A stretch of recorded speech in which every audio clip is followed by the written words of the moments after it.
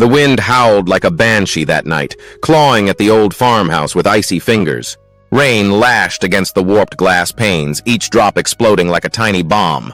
Inside, I huddled closer to the crackling fireplace, the flames casting dancing shadows on the worn wooden walls. It was Halloween night, and the storm raged outside like a demon escaping its cage. I had always loved this old house, inherited from my grandfather, a man whose stories of the supernatural had fueled my imagination since childhood. But tonight, there was a different kind of fear in the air, a prickling sensation that made the hairs on the back of my neck stand on end. It was the Scarecrow. Earlier that day, I had decided to embrace the Halloween spirit and craft a scarecrow for the neglected cornfield out back. It was a whimsical notion, a way to connect with the simpler times of my grandfather's era. But as I stuffed the ragged clothes with straw and painted the grotesque face on the burlap sack, a sense of unease settled over me. It wasn't just the unsettling grin I had given it, or the mismatched button eyes that seemed to follow my every move. It was something more, something ancient and malevolent that I couldn't quite put my finger on. As dusk fell, I planted the scarecrow in the middle of the cornfield, its crooked limbs swaying in the rising wind.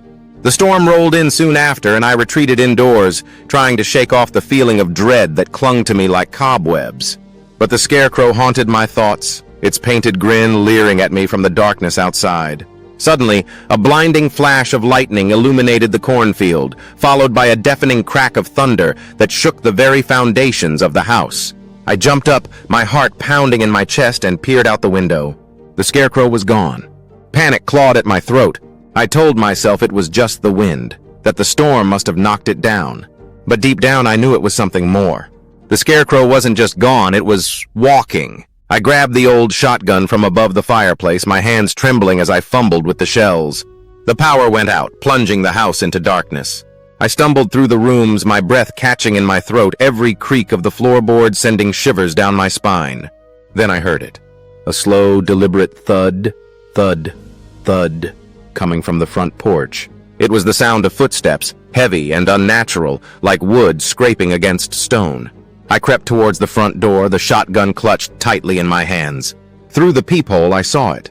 The scarecrow. Standing on my porch, its burlap face illuminated by the intermittent flashes of lightning. Its painted grin seemed wider now, more sinister. And its button eyes, they were glowing. I fumbled with the lock, my fingers numb with fear. The thudding footsteps grew louder, closer. The scarecrow was reaching for the doorknob. With a surge of adrenaline, I threw open the door and fired the shotgun. The blast echoed through the house, momentarily deafening me. When I could see again, the porch was empty. Relief washed over me, quickly replaced by a chilling realization. The scarecrow was gone, but the doorknob was slowly turning. The doorknob rattled violently, the old wood groaning under the strain. I raised the shotgun again, my finger trembling on the trigger. But something stopped me. A strange curiosity, a morbid fascination with the impossible took hold. I had to see what it would do. Slowly, agonizingly, the door creaked open. The hallway beyond remained shrouded in darkness, the only light coming from the flickering flames in the fireplace behind me. I held my breath, every sense on high alert. Then a long, spindly arm reached out from the shadows, its straw stuffing poking through the torn fabric of the sleeve.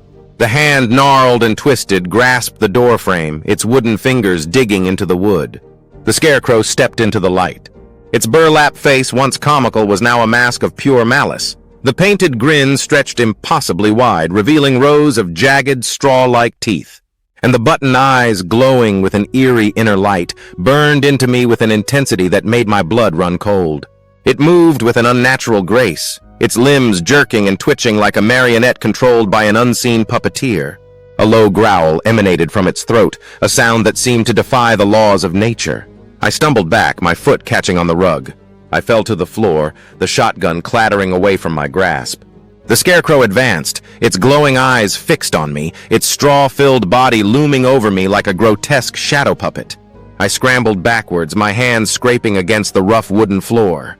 The scarecrow reached for me, its long, bony fingers outstretched like claws. I closed my eyes, bracing for the inevitable. But the touch never came. Instead, I heard a sound that chilled me to the bone.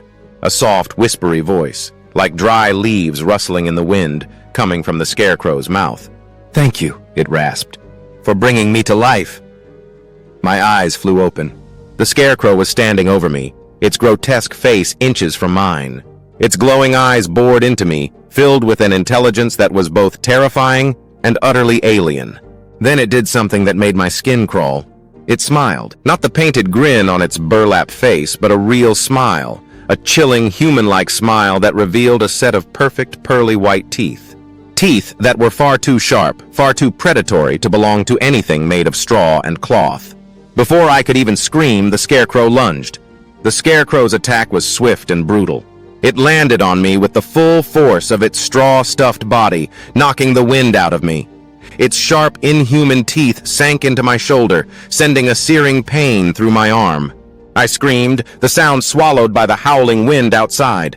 I thrashed against it, but the Scarecrow was surprisingly strong. It pinned me to the floor, its weight crushing my chest. Its glowing eyes, now mere inches from mine, seemed to burn with a cold, predatory hunger. I brought my knee up, striking it in the groin. It was a desperate move, and to my surprise, it worked. The Scarecrow let out a guttural hiss, its grip loosening for a moment. I seized the opportunity, shoving it off me with all my strength.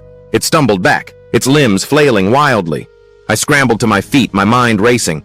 I had to get out of the house, find help. But the front door was blocked by the Scarecrow, its silhouette a terrifying specter against the faint moonlight filtering through the window. I turned and ran towards the kitchen, hoping to find a back door or a window to escape through. But the Scarecrow was faster. It lunged at me, its long arms outstretched, its fingers grasping for my throat. I ducked just in time, feeling the wind of its hand whoosh past my ear. I grabbed a heavy cast-iron skillet from the counter and swung it with all my might, striking the Scarecrow in the head. The skillet connected with a sickening thud. The Scarecrow staggered back, its head lolling to one side. A dark, viscous liquid oozed from the point of impact, staining the burlap sack a deep crimson red. But it wasn't blood. It was something else, something thick and black with an oily sheen that caught the moonlight. It smelled foul, like rotting vegetation and stagnant water. The Scarecrow let out a low, guttural moan, its head slowly rotating back into place. The dark liquid continued to ooze from the wound, dripping onto the floor with a sickening plop. Fear turned to revulsion. This thing, this abomination, was not just alive. It was something else entirely, something beyond my comprehension. I backed away slowly, my eyes fixed on the Scarecrow. It stood motionless for a moment, its head tilted slightly as if considering its next move. Then, with a sudden burst of speed, it lunged again. I screamed and threw the skillet at it, but it missed, clattering harmlessly against the wall. The Scarecrow tackled me to the ground, its weight crushing me. Its long, sharp fingers dug into my flesh, tearing at my clothes. I struggled against it, but it was too strong. Its putrid breath filled my nostrils, its glowing eyes burned into mine. I closed my eyes, waiting for the end. But then something unexpected happened. The Scarecrow froze. Its grip loosened, its body going still. I opened my eyes, confused. The Scarecrow's head was slowly turning towards the window, its glowing eyes fixed on something outside. A look of fear crossed its burlap face. Then, a voice, cold and sharp as shattered glass, cut through the silence. "You have no right to be here," it hissed. A figure emerged from the shadows outside, tall and slender, its form obscured by the darkness. It was impossible to make out any features, but I could sense its power, its malevolence. It was something ancient, something evil. The Scarecrow whimpered, a sound that sent shivers down my spine. It tried to back away, but the figure outside raised a hand, and the Scarecrow froze, suspended in mid-air. "You were a mistake," the voice hissed again. "And now you will be unmade." The figure stepped closer to the window, and for the first time I saw its face. It was a woman, her skin pale and smooth, her eyes glowing with an eerie green light. But it was her mouth that truly horrified me. It was stretched into a wide, unnatural grin, revealing rows of sharp, pointed teeth. She raised her hand again, and the Scarecrow let out a blood-curdling scream. Its body began to convulse, its straw stuffing bursting from its seams. The black liquid oozed from every orifice, pooling on the floor beneath it. I watched in horror as the Scarecrow was torn apart from the inside out, its screams echoing through the house. Then, just as suddenly as it began, it was over. The Scarecrow lay in a heap on the floor, a lifeless pile of straw and cloth. The woman outside turned her glowing eyes towards me, her grin widening. "Don't worry," she whispered, her voice sending chills down my spine. "You're next." I scrambled back from the window, pressing myself against the wall, my heart pounding like a drum in my chest. The woman's words echoed in my mind. "You're next." Terror, raw and primal, seized me. I had just witnessed something unimaginable, something that defied all logic and reason, and now I was the target. But what was she? A demon? A witch?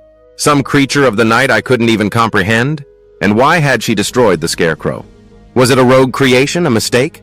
The questions swirled in my head, a chaotic storm mirroring the one raging outside. I couldn't stay here. I had to get out, find somewhere to hide, somewhere safe. But where?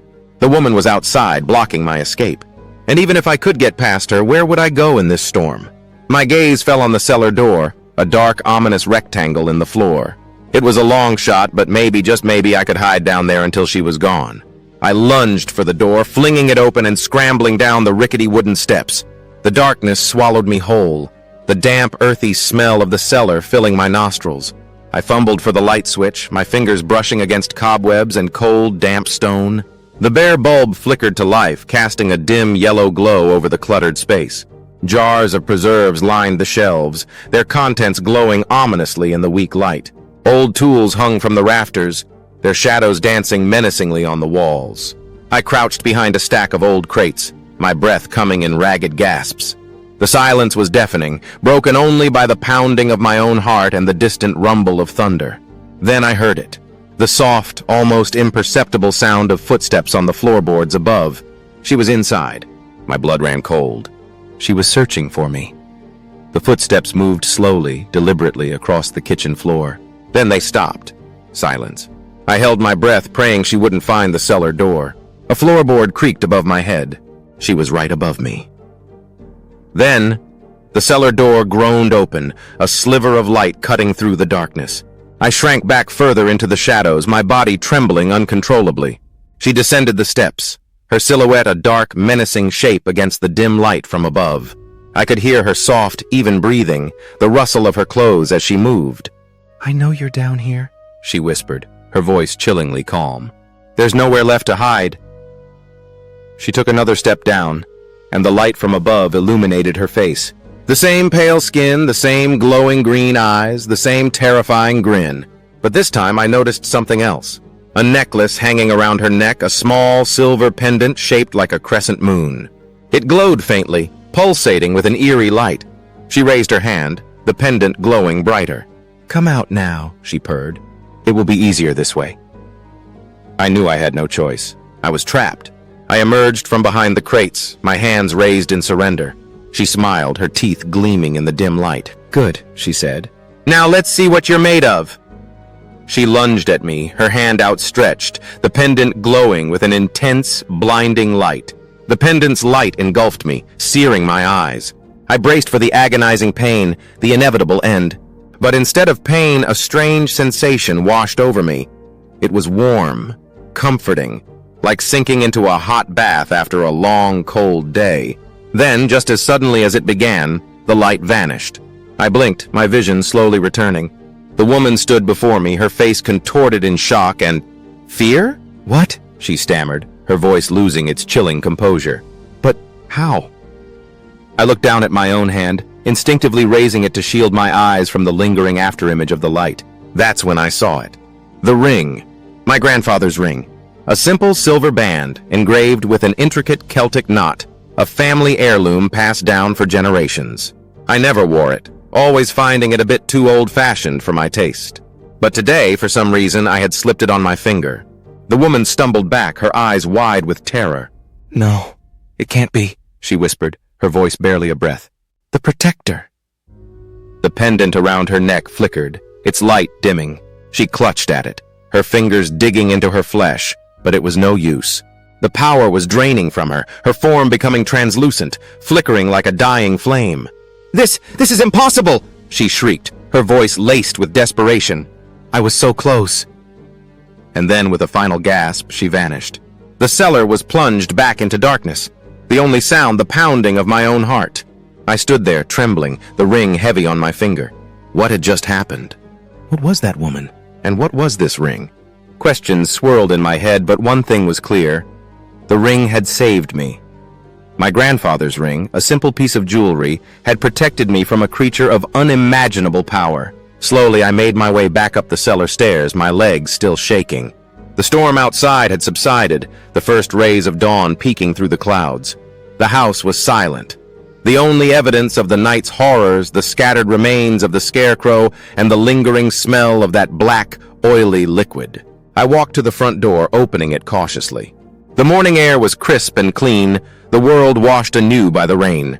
The cornfield stood silent, the scarecrow gone, leaving only a faint impression in the mud where it had stood. As I looked out at the peaceful landscape, a sense of calm settled over me. I had survived. I had faced the darkness and emerged, thanks to the legacy of my grandfather, the protector. The ring on my finger felt warm, a comforting weight. I knew then that I would never take it off again. It was a reminder of the night I faced the impossible, a symbol of the hidden strength within me, a strength I never knew I possessed. And as I closed the door on the horrors of the night, I knew that my life would never be the same. The world was not as simple as I once thought. There were forces at work, forces beyond human comprehension. But I also knew that I was not alone. I had the ring, and I had the courage to face whatever darkness lay ahead.